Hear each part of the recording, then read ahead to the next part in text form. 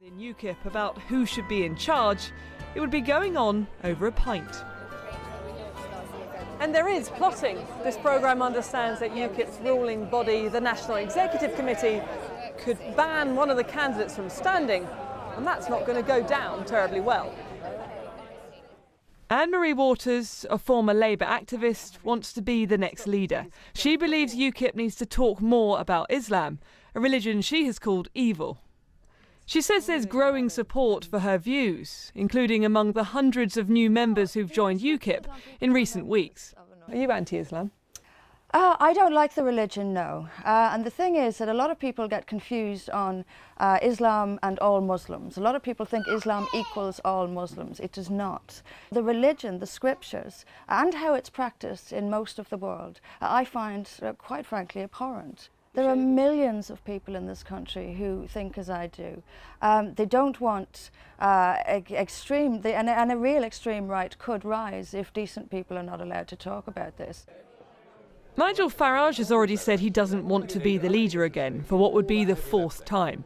But he still has a clear view of what UKIP's future should and should not hold. If UKIP goes down the route of being a party that is anti the religion of Islam, then frankly, it's finished.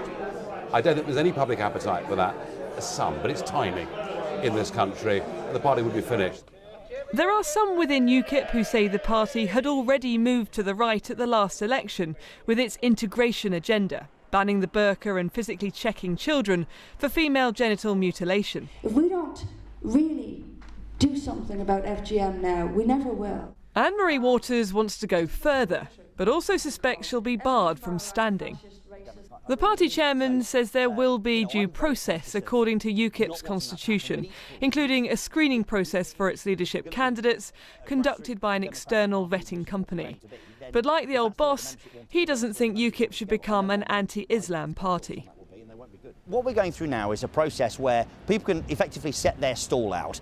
I'm talking about the process that we have, which I think is robust enough to protect the party, its history, and protect its future. You know, we've always been about being for something, we're not against something, and hopefully that will come through in this leadership election. So I'm excited about it. I'm not focusing on one particular candidate. But it has got senior party figures worried. Several MEPs have told me that the majority of their colleagues in Brussels would walk away if Anne-Marie Waters became the leader. Another UKIP senior source said there'd be mass resignations across the party.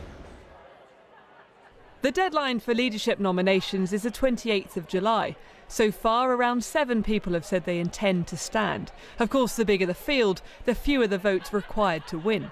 One senior MEP told me it would be the most rancorous contest the party had ever had, amongst the least stellar cast.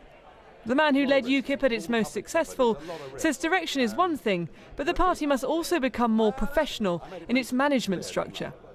If they carry on their current trajectory, then they will continue to wither. And as I say, if UKIP withers and Brexit's not delivered, something else will replace it. So I'm saying to what is still my party, unless you change radically, get your act together, the game in the end will be up.